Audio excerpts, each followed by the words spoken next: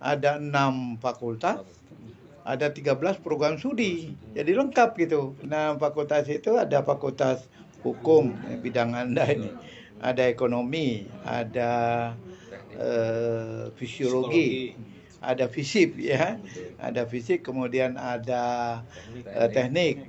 Dan terakhir itu fakultas agama Islam, polisi-polisi, tentara. Nah, ini dikelola terutama fakultas hukum, Pak. Saya waktu itu punya yang namanya kelas-kelas unit, ya, in-house training, ada di kantor-kantor, ada di Komdak, ada di Mabes Polri, ada di mana-mana lah. Pemirsa Hamid Nasution Channel, di sini saya akan menayangkan obrolan ringan ya tentang pendidikan, khususnya pendidikan tinggi ya. Nah, ada satu tokoh yang mungkin banyak tahu di masa lalu, tapi mungkin juga hari ini agak terlupakan gitu. Beliau adalah Bapak Syamsu Al-Makka. Beliau itu seorang birokrat karir lama di Kementerian Pendidikan, hampir sekitar 33 tahun beliau. Terakhir jabatan beliau sebagai sekretaris pelaksana Kopertais wilayah Kopertis 3 ya Pak, Ya, itu DKI itu, dan lama di Dikbud. Dan beliau juga seorang akademisi ya, yang memiliki intelektual yang sangat bagus. Beliau backgroundnya aktivis juga begitu, dari Yogyakarta. Beliau semasa mudanya sebagai aktivis di Yogyakarta dari Institut Keguruan dan Ilmu Pendidikan Yogyakarta yang sekarang namanya Universitas Negeri Yogyakarta. Dan beliau juga seorang akademisi ya, yang perlu kita ketahui bahwa beliau itu akademisi sangat lama ya, sebelum beliau menjadi rektor ya di perguruan tinggi swasta di Universitas Az-Zahra Jakarta gitu. Untuk itu saya akan memulai perbincangan ini ya dengan beliau,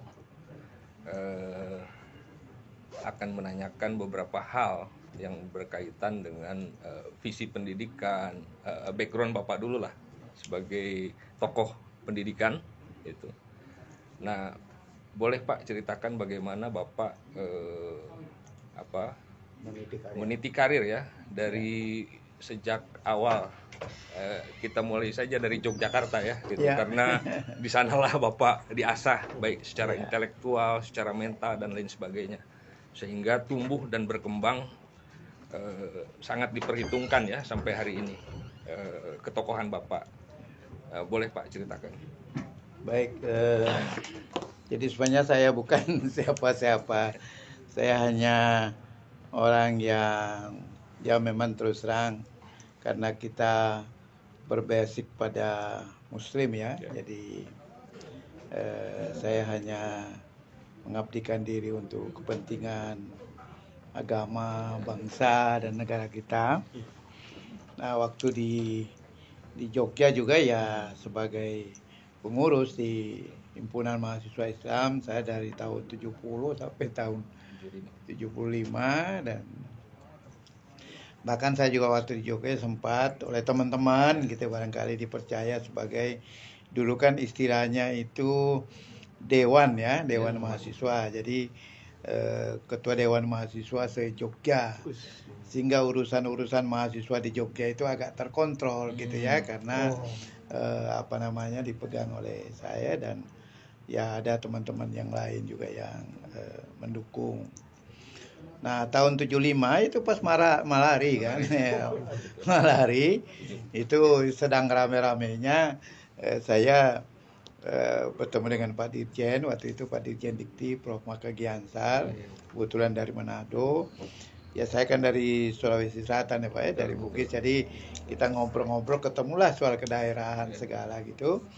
Kemudian beliau menasihati saya, udahlah jangan berlama-lama di jalanan gitu ya, karena waktu itu kan orang suka demo-demo kan. ke Jakarta sajalah, mungkin jadi orang pemerintahan gitu ya saya. Terus tahun 75 itu ke Jakarta, masuklah saya, ternyata didaftar sebagai pegawai di Dikti itu. Terus menjalani karier gitu ya sebagai birokrat lah. Nah, kemudian ya sampai menciptakan yang namanya normalisasi kehidupan kampus. Ini rupanya tidak terlalu disenangi oleh teman-teman para aktivis ya kan. Normalisasi kampus, sehingga saya di lingkungan mereka mulai agak tersingkir gitu ya. Agak tersingkir karena dianggap sebagai pembelot lah dari perjuangan mahasiswa. Kok malah membuat kegiatan normalisasi yang kelihatannya menekan mahasiswa itu. Kemudian tapi hubungan dengan teman-teman tetap. Untuk itulah kebetulan juga karena ya Pak Dirjen juga banyak kesibukannya, jadi saya diberi posisi positioning lah yang cukup bisa berhubungan dengan banyak orang. Jadi saya paling lama itu di perencanaan pengembangan Dikti. 15 tahun saya di situ. Yang mengurusi pembangunan kampus, pengembangan kampus gitu. Kepala bagian, Pak? Ya, bagian itu. Bahkan ada proyek Bank Dunia dulu. Saya dijadikan lagi proyek direktur dari Bank Dunia untuk pengembangan akuntansi gitu ya. Itulah maka kenal dengan Pak Prof Bambang Sudibyo, Pak Zaki Baridwan segala yang kita nggak tahu, siapa tahu kalau itu beliau jadi menteri gitu ya, jadi atasan kita gitu ya. Waktu saya di pencaraan ya taruhlah saya membantu pembangunan ITS dengan Prof Nu ya. Kita tahu kalau beliau itu jadi menteri. Jadi ya inilah teman-teman kita, makanya saya di dalam bekerja itu kan bagaimana membina hubungan persaudaraan, persahabatan tanpa terlalu mempersoalkan masalah-masalah lain. Pokoknya saya bekerja itu dengan menjalin hubungan kerjalah dengan teman-teman yang baik. Nah, menjelang kita di Dikti itu sebenarnya kalau yang namanya pejabat birokrat itu nggak pernah naik ke eselon 2, Pak. Apalagi eselon 1. Itu pasti dari perguruan tinggi. Nah, sehingga waktu itu ya zamannya Pak Bambang gimana ya, kamu dikasih posisi mau nggak jadi irjen gitu ya waktu itu. Tapi saya pikir ini sistemnya udah hitam putih belum. Kalau masih abu-abu kok rasanya saya nggak pas gitu ya. Harus ini ya, artinya saya bukannya mengaku orang jujur, tapi ya harus ada prinsip lah. Maka kayaknya kok masih abu-abu gitu ya, sehingga saya tunjuk teman gitu ya. Nah, terus gimana dong, saya ya udahlah di koordinator kooperatif Wilayah 3 gitu ya, ngurusi PTS. Itu kan lumayan ada eselonnya gitu. Naik eselon, Pak ya. Saya jadi sekretaris lah di situ. Saya dari 2004 sampai 2008, jadi ya 6 tahun lah saya di situ. Nah, kebetulan di sana posisi itu kan hanya 2 tahun tuh koordinator itu. Jadi saya ada 3 koordinator di situ. Mulai dari ya Pak Budi Susilo, terus Prof pokoknya ada 3 koordinator yang saya. Nah, beliau orang-orang sibuk sehingga saya aja yang menjalankan pekerjaan di situ, dan saya nikmati ini bagaimana mengkoordinir teman-teman di perguruan tinggi gitu. Ini kan sesuatu yang menyenangkan gitu, membina ya. Kemudian menjelang pensiun saya ke Pak Dirjen Dirjen lagi pensiun nih saya, bagaimana nih? Ya sudah jadi dosen. Nah, saya pindah jadi dosen tambah 5 tahun lagi kan. 65. Dosen di mana, Pak? Di sini. Bergabung lah di sini kebetulan. Iya, kebetulan di sini rektornya dulu kan Pak Tarmi Tahir. Kan kita sahabat juga. Udah di sini bantu saya Sam. Bantulah. 2008, 2009 beliau udah mulai sakit-sakitan, katanya udah Anda saja lah yang memegang. Akhirnya saya jadi rektor di sini tahun 2009 lah. Termasuk Baharudin Lokpa pernah jadi dosen sini, Pak? Iya, beliau yang mendirikan ini rektor pertama. Nah, jadi kenapa saya tertarik di sini? Waktu saya di Koperti saya melihat yang namanya Al gitu ya, Al Azhar, Asafiyah, Al Ajara gitu kok Baharudin Lopa nggak lagi ada megang, yang ya. ini yang menonjol gitu. Nah saya melihat Asyara ini sesuatu perguruan tinggi secara kelembagaan itu cukup besar. Ada 6 fakultas, ada 13 program studi, jadi lengkap gitu. 6 fakultas itu apa saja, Bang? Nah, fakultas itu ada fakultas hukum, bidang Anda ini. Ada ekonomi, ada fisiologi, ada fisip ya. Ada fisik, kemudian ada teknik. Dan terakhir itu fakultas agama Islam. Di Pak bawah Haji Depak. Samsudin pun pernah mengajar di sini ya. Iya, iya. Fakultas agama Islam. Itu dan jurusannya alhamdulillah itu menarik karena ekonomi syariah. Ekonomi syariah S1, ekonomi syariah S2. Ya, ditambah. S2 ekonomi syariah ini jarang, Pak. Jarang. Yang ada itu MM, itu tes ekonomi syariah. Kalau ini yang khusus. pertama kan Pak ya? Yang pertama. Pertama aja ini ya. Dan mungkin satu-satunya ini saya ambil sekarang. Sampai ada titelnya kan MSc gitu. Iya. MSc karena saya urus di Dikti. Jadi di nomenklaturnya itu lulusan S2 kita itu titelnya MSc.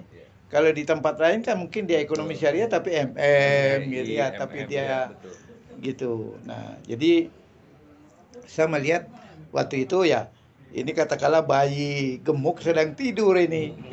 Jadi saya coba kembangkan gitu, dan alhamdulillah tahun 2010 udah mulai banyak mahasiswa. Waktu itu ramai sekali. Ramai sampai kita mencapai ada 6 ribuan mahasiswanya, Pak. Ya. Itu. Tapi ya ini ada tapinya. Ini banyak-banyaknya yang pegawai, kemudian polisi-polisi, tentara ya inilah orang yang memerlukan rupanya itu. Nah, ini dikelola terutama Fakultas Hukum, Pak. Maksudnya polisi, tentara tuh mahasiswa Masuk sini. kita mahasiswa sini. Jadi banyak itu alumni kita itu yang waktu itu. Karena memang zamannya ya. Zamannya sehingga kita waktu itu punya yang namanya kelas-kelas unit. Ya, in-house training, ada di kantor-kantor, ada di Komdak, ada di Mabes Polri, ada di mana-mana lah, ada di kantor gubernur. Pak Randy ini dosennya pada saat itu ya? Iya. Tapi ini FISIP ya mungkin di teman-teman dari DKI ya. Sama Pak Hamdan sekarang. Ya, itu Sipil. jadi Sipil. teknik mohon maaf teknik memang nggak begitu maju mungkin karena anak-anak juga nggak terlalu tertarik berangkat. Nah jadi ada 6 fakultas itu tadi ada 13 program studi Pak lengkap. Tadi yang menarik saya itu semuanya Fakultas Agama Islam itu. Karena saya memang di sisa-sisa waktu ini karena kita masih dikasih umur mengabdikan diri di bidang keagamaan gitu kan. Ekonomi Islam. Ekonomi Islam. Nah, sehingga sistem kita di sini bekerja ya secara kekeluargaan, persaudaraan. Jadi jangan heran kalau di sini suka-suka bahasa Bugis. Betul. Karena ya banyak-banyaknya orang Bugis yang nggak ada kerjaan, yang apa di mana-mana udah bantu di sini. Ada singkatannya Bang, SDM, semua dari Makassar. Semua dari Makassar, betul. Sudah tahu Betul. apa harapan Abang, Bang? Iya. Pak Rektor, harapan Pak Iya. Rektor atas dunia pendidikan. Iya. Jadi harapan saya sebenarnya ya seperti saya katakan dari awal tadi, saya ingin melihat ada yang perguruan tinggi yang al-al itu yang sedikit menonjol. Saya terus terang dulu waktu saya di Kopertin, saya nggak pernah membuat ranking. Karena kalau kita buat ranking nanti nomor 10 ke sini baru al-al itu muncul. Jadi yang yang lain gitu ya. Mohon maaf ini agak pribadi sedikit ya. Tapi nggak apa-apa itulah tujuan saya yang sebenarnya bagaimana bisa mengangkat ini. Jadi di awalnya saya sudah merasa wah ini sudah ada tanda-tanda izin saya beresin, akreditasi saya beresin, semuanya beres itu dari segi legalitas itu bagus. Makanya saya pikir ya mungkin saya sudah harus mundur gitu ya, tidak sebagai karena terus terang dari perjalanan itu kan 2009 sampai 2015 oleh yayasan Bapak masih mau terus jadi rektor atau mau jadi pengurus yayasan, ketua yayasan. Saya waktu itu ngomong sama anak-anak saya, kebetulan ada 4, semua udah jadi-jadi gitu kan. Ada yang di Australia, ada yang dokter spesialis di sini, ada di Inggris gitu ya. Jadi bagaimana nih? Ya, kalau Bapak masih sehat dan masih mau ada kesibukan, ya diurus kalian deh. Nah, jadi 2015 saya ambil alih, Pak. Diambil alih itu artinya bayar utangnya, karena banyak utang-utang termasuk gedung ini, digadekan macam-macam. Jadi semua, ya restrukturisasi alhamdulillah ya. sekarang sudah. Nah, harapan Bapak terhadap Iya. Al-Zahra sendiri yang sudah Iya. melahirkan sosok Barudin Lopa ya. Ya, ya, Profesor, ya, orang yang lurus, Ya. ya, dan orang yang berdedikasi ya, terhadap negara ini kan. Ya. Rektor kan Pak Barudin ya, Lopa dia ya. pertama. Dan dosennya pun ada pernah Haji Samsudin ya, Ya, Pak Pak Dasko Dasko. ya, ya. Pak Randy, Ya. Pak Hamdan ya. Iya. Apa harapan Abah ke depannya mengembangkan Al-Zahra ini yang Ya, sudah cukup lama Iya. dan banyak menghasilkan mahasiswa-mahasiswa Iya, yang ya, cukup lulusannya sukses. sudah cukup banyak. Intinya ya bagaimana acara ini dijalankan sesuai sistem prosedur yang ada. Gitu ya. Saya bahkan terakhir ini kan dari Dikti datang lagi, ya dilihat itu Pak, ternyata sistem prosedur itu kurang ditaati begitu oleh teman-teman, sehingga ya harapannya ya ke depan supaya acara ini mengikutilah sistem prosedur yang ada sehingga sama dengan perguruan tinggi yang Bisa menyaingi perguruan tinggi yang besar ya. Bagaimana Pak Hamdan sebagai Dosen di sini? dosen sama apa jabatannya? Belum. Dosen. Kata dosen apa? Oh, ketua forum dosen. Masya Allah. Sudah banyak anggotanya nih. Udah banyak. Oke. Apa closing statementnya sedikit? 120 kalau dosen kita Iya, ada 120-an, Pak. 120. Jadi para pemirsa ya, ini kalau setiap hari Selasa Pak Rektor ini mengundang para dosen dari yang bawah sampai yang atas untuk selalu mengupgrade apa aja kelemahan monitoring evaluasi apa saja itu di tiap hari Selasa dilakukan secara kekeluargaan, tapi juga penuh dengan kecermatan yang baik ya. Artinya dengan keadaan apapun Al-Zahra selalu ditanggung-jawabi oleh Pak Rektor tetap dalam track yang baik, yang selalu kalau bisa menjadi tempat pendidikan yang terbaik nantinya. Walaupun sekarang mungkin masih seperti ini, tapi masalah mutu itu selalu dijaga. Termasuk dari dulu. Jadi dosen-dosen yang pernah di sini pernah merasakan sentuhan dari Pak Samsul, termasuk Pak Dasko, dan dosen-dosen di sini mendapatkan hikmah, belajar disiplin, menjadi dosen yang baik, dosen yang berdedikasi, ya kan? Ya mungkin agak penuh amal di sini, gitu. Artinya kita diajarkan seperti beliau juga mau mengabdikan dirinya, itu luar biasa. Langka lah, seperti senior kita ini Pak Samsul. Dampak kita lihat dari raut wajah Pak Rektor Samsul. Teduh. Orang-orang terdahulu yang penuh keikhlasan. Keikhlasan. Teduh ya.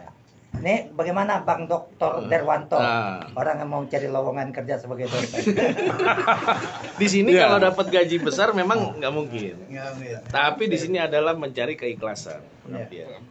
Ya, saya kira sebuah sistem nilai itu di dalam perkembangannya itu akan terimplementasi dan bisa ditegakkan dan akan menghadirkan berbagai macam mahfirah itu kalau diikuti dengan perkembangan ilmu pengetahuan yang dalam bentuk aplikasi penerapan.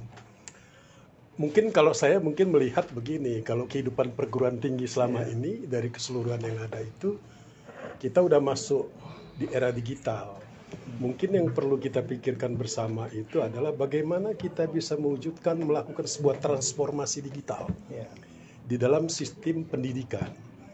Karena dengan melakukan transformasi digital dalam dunia pendidikan itu, maka persoalan-persoalan misalnya hal-hal yang teknis administratif itu akan terkontrol dengan sangat ketat. Bisa jadi akan merambah kepada semacam sebuah sistem penilaian. Contoh kasus misalnya saja ketika Badan Akreditasi Perguruan Tinggi memberikan sebuah penilaian, itu sebenarnya tidak membutuhkan tenaga akademik yang bergelar sampai doktor, Karena kenapa? Kerja-kerjanya itu relatif bersifat administratif. Yang itu bisa dilakukan secara digital. Termasuk juga di dalam kerangka untuk mewujudkan bagaimana membangun sebuah image, citra, atau menjangkau ke seluruh dunia. Bahkan mungkin informasi itu bisa kita sampaikan dengan melalui sarana digital. Salah satu contoh diantaranya adalah anak muda sekarang ini sangat akrab sekali. Dia melakukan transaksi melalui dunia digital. Dalam waktu sangat singkat terjadi dialog, terjadi internalisasi. Bukan hanya, ini tidak dalam konteks proses belajar mengajar. Kalau proses belajar mengajar kan ada UICI namanya kan, Universitas Digital. Itu. Mungkin tidak sampai ke sana, tapi paling tidak ada orang mengatakan kalau kampanye sekarang kita harus melakukan kampanye digital. Misalnya kan gitu. Mengikuti perkembangan. Mengikuti perkembangan. Jadi menurut saya untuk isu besarnya adalah kalau terkait dengan perkembangan pendidikan Islam itu secara keseluruhan tidak hanya sedang menyangkut Universitas Az-Zahra, sudah saatnya mungkin Az-Zahra menginisiasi untuk melakukan transformasi digital dalam dunia pendidikan Islam, khususnya perguruan tinggi universitas. Dan itu menurut saya bisa dilakukan oleh Az-Zahra. Kembali ke menyambung itu, ini kebetulan baik Pak. saya beberapa waktu terakhir sudah berapa tahun kita itu sebenarnya sudah menggunakan sistem, Pak. Ada namanya siakat. Jadi sistem mulai dari anak-anak masuk, mengatur perkuliahan, menugaskan dosen, bahkan perkuliahan itu semua terekam itu dalam siakat itu. Sudah dalam bentuk siakat, dan makanya kemarin itu kita ciptakan sebelum Covid. Jadi tahun 2019 itu ada online itu kita nggak ada persoalan ini karena kita sudah sistem, Pak, sudah sistem. Nah sekarang ternyata juga menjalankan sistem itu kan nggak mudah, Pak, butuh orang-orang yang yang ahli di bidangnya. Nah dengan dasar tadi merekrut dosen tidak ada seleksi mengenai itu, ya banyak adalah di antara teman-teman yang belum terbiasa dengan online segala gitu loh, Pak. Ini tapi ya bagaimanapun kita sudah memulai, Pak, untuk menjalankan sistem pendidikan secara online. Tinggal volunteer ya, aja. Jadi harapan saya ke depan tinggal bagaimana memaintain itu sistem. Jadi memberi petugas yang memang betul-betul ahli di bidangnya, dosen-dosen diajarin untuk mengajar secara online dan sebagainya. Itu sudah sistem, Pak. Kita dibantu malah dari alumni UI itu kebetulan ini. Itu ada sudah siakat namanya itu informasi akademik. Baik, kembali kepada Pak Hos. Oke, jadi Suaranya agak gede. Begini, terakhir kali ya, apa namanya? Ini kan Pak, Pilpres sudah berlangsung dan pemenang sudah ditetapkan. Dan sebentar lagi kan ada kabinet baru berarti kan di Oktober 2024 ini, begitu. Nah, khusus untuk Kementerian Pendidikan ini saya ingin sedikit mengulas ke situ gitu ya, karena khususnya di bidang pendidikan tinggi. Jadi ada beberapa problem gitu ya, yang selama itu aja sebenarnya gitu kan. Jadi sebetulnya kalau mau menyelesaikan kan sederhana begitu. Nah, untuk regulasi itu pandangan Bapak bagaimana begitu ya? Karena selama ini banyak regulasi yang berubah-ubah begitu. Artinya kan kalau yang harus tetap ya tetap, harus mengikuti zaman ya ikuti zaman begitu. Jadi jangan sampai ketentuan-ketentuan misalnya untuk dosen misalnya kan menjadi dosen dengan persyaratan satu harus S2 misalnya kan, terus yang kedua misalnya maksimal 50 tahun gitu ya. Itu dan lain sebagainya. Oke lah, itu yang fix ya, yang terus dulu ada TOEFL sekarang enggak misalnya, berubah-ubah begitu aturan itu. Nah, sebenarnya kalau menurut saya ini kan perguruan tinggi itu sudah didesain secara otonom sejak lama. Artinya otonomi perguruan tinggi itu sudah dari pertama Republik ini berdiri, itu perguruan tinggi itu sudah diserahkan kepada masing-masing perguruan tinggi gitu. Ya, cuman ada pembinaan mungkin kan. Jadi apakah Bapak setuju kalau fungsi dikti itu hanya sebagai fasilitator saja, sementara untuk misalnya pembuatan regulasi itu jangan sampai sepihak, Pak. Iya. Begitu. Harus melibatkan perguruan tinggi, diantaranya misalnya forum rektor. Ya. Nah, saya itu punya pikiran kenapa ini tidak difungsikan konsorsium misalnya Iya, iya. untuk mata Bidang kuliah dan lain tertentu, iya. Pak ya. Itu kan ada konsorsium. Kenapa itu dari konsorsium kemudian dibuat regulasi biar Iya. semuanya itu merasa adil gitu. Ya. Jadi ada karena begini, Pak. Perguruan tinggi ini kan tidak semuanya merata begitu dari sisi infrastruktur maupun suprastruktur begitu. Jadi ada kelemahan, kekurangan gitu. Ada yang establishnya sudah bagus, ada yang belum. Dan ini kan varian-varian ini yang harus diperhatikan juga, jangan disamaratakan. Itu maksud saya, Pak, begitu. Menurut Bapak bagaimana ke depan itu? Saya kira memang peranan daripada pengelola perguruan tinggi memang menjadi penting untuk ditanyakan bagaimana pengalaman Anda gitu ya. Saya sendiri kan tadinya dari birokrat, istilahnya kan mandor. Kemudian menjalankan ini tentunya saya taat aturan-aturan kan. Setelah jadi kuli ya mestinya tahulah aturan-aturan yang ada. Tapi yang betul seperti katakan tadi, memang kadang-kadang ada aturan-aturan yang jalankan tanpa ketentuan dasar-dasar hukum yang jelas, sehingga ya dirubah begitu saja gitu ya. Katakanlah mengenai kurikulum itu kan sebenarnya sudah baku dan itu kewenangan dari perguruan tinggi. Tiba-tiba dari departemen adalah merdeka belajar, adalah ini macam-macam yang kita harus menyesuaikan diri dengan itu, kan belum tentu juga kita bisa dengan cepat melakukan itu gitu.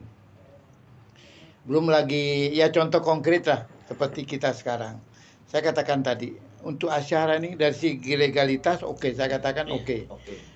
Yayasannya, pengelolanya, akreditasinya semua terakreditasi, Pak. Bahkan 10 tahun Pedidikti sebagai alat kontrolnya itu semuanya berjalan dengan baik. Kemudian dosen kita dengan kondisi seperti ini, tapi kalau tidak kurang dari 120-an lah teman-teman dosen, jadi minimalis dosen 5-6 orang per prodi semua terpenuhi gitu ya.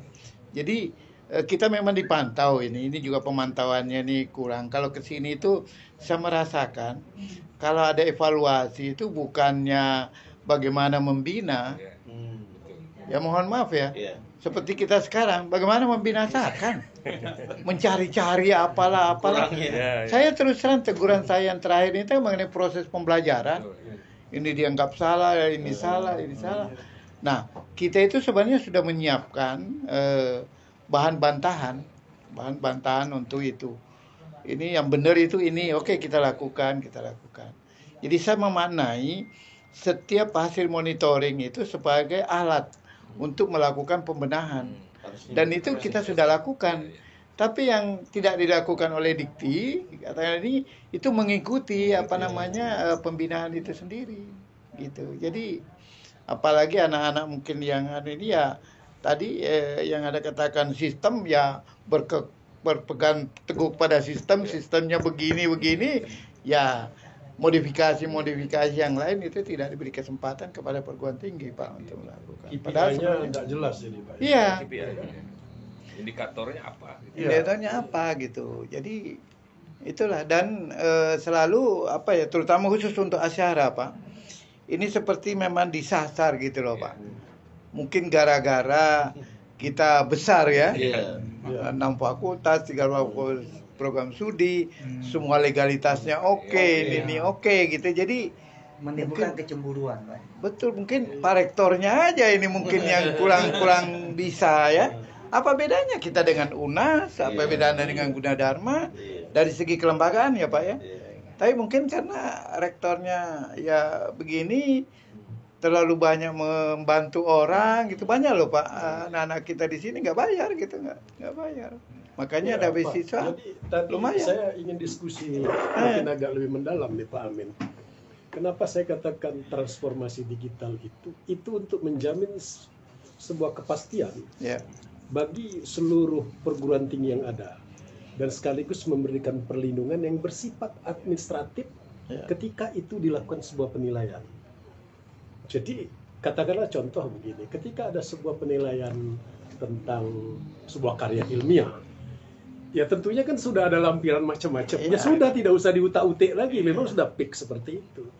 Dibuat KPI-nya itu secara teknologi sehingga tidak bisa dia bergerak kemana-mana.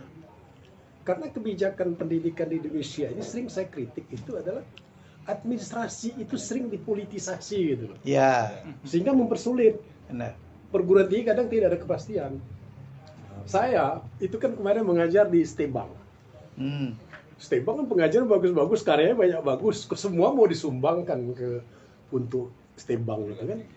Tapi ya itu tadi, dia cari-cari, waduh kalau politik administrasi ini dipolitisasi ya udah ada kepastian, bisa dijadikan bargaining kan. Nah, itu yang terjadi kan. Itu yang terjadi di Indonesia kan, Iya. yang susah bikin berkembang, susah Betul. berkembang dulu. Jadi kelalaian itu dianggap pada itu lalai misalnya karena inputnya tidak tepat waktu, Iya. ada lupa. Iya. Itu kadang-kadang dari pihak regulator Iya. itu dia menganggap Nggak mau itu tahu. pelanggaran, nggak mau tahu. Gitu. Padahal mereka itu mestinya kan pembinaan. Gitu. Iya, Kayak di pembinaan. jalan Rektor raya lah. itu bukan pembinaan. Bawaannya mau nangkap aja, bukan Karena administrasi itu kan sifatnya tidak pidana, gitu. Iya. Non pidana kan itu. Oke, kita nanti Ya, Saya kira tutup dengan Saya kira antum hostnya tutup. jadi kekeliruan kita beberapa waktu terakhir, terutama yang terakhir ini, itu banyak pada administrasi pengelolaan pendidikan, Pak. Katakan saja itu konversi gitu, kenapa tidak dilakukan konversi dengan baik, itu mahasiswa pindahan gitu ya. Kemudian ya dianggap kita meluluskan cepat gitu ya. Jadi bangsa gitu-gitulah. Saya melihat dari segi administrasi. dosen misalnya mengajar kan ya, Iya. gitu. Terus dia belum input, padahal dia sudah mengajar sebenarnya Iya, sama. 4 semester, lupa gitu, nggak dimasukkan gitu. Ke situ. Apalagi dengan sistem, Pak, kita Dengan sistem sistem. betul itu bahwa dosen-dosen kita tidak, ya itu tadi yang saya katakan, tidak semua dosen-dosen kita dipersiapkan untuk mengikuti sistem, Pak. Jadi mohon maaf karena kriteria penerimanya itu tidak menjadi persyaratan harus ahli sistem, enggak ya itu tadi dasar persaudaraan, pertemanan ya, karena teman kita ya udah. Yang penting Gitu. persyaratan utamanya terpenuhi, kan gitu aja. syarat ngajar di sini. gitu. keikhlasan dan pengabdian. Betul. Itu cukup. Dan aktualisasi Syaratnya diri. keikhlasan dan Iya. pengabdian. Ya, Dedikasi. belasan dan pengabdian. Dedikasi. Dan aktualisasi diri, orang hobi itu kan nggak bisa Oke, nanti kita diukur dengan sambung uang lagi. gitu. Hanya orang Oke. idealisme yang pernah ngajar Betul. di universitas aja. Iya. Dan Baiklah pemirsa, kita cukupkan dulu podcast ini. Insya Allah nanti disambung lagi di kemudian hari dengan tema-tema yang Ya. mungkin up to date ya, gitu, dan bisa bermanfaat, menginspirasi bagi kita semua. Terima kasih atas perhatiannya. Terima kasih Pak Rektor. ya saya Sebagai juga tokoh terima kasih banyak gitu ya. Ya. Ini didadak ya terus terang, sehingga saya nggak punya persiapan secara sistematik ya, mungkin penjelasan saya tidak begitu on the spot ini, pemirsa. sistematik, tapi ya mohon dimaklumi. Apapun saya mengucapkan terima kasih atas kehadiran Ya. teman-teman. Ya, Terima kasih banyak. Ya. Assalamualaikum. Assalamualaikum Salam warahmatullahi wabarakatuh. Salam kompak dulu. Semuanya. Alhamdulillah.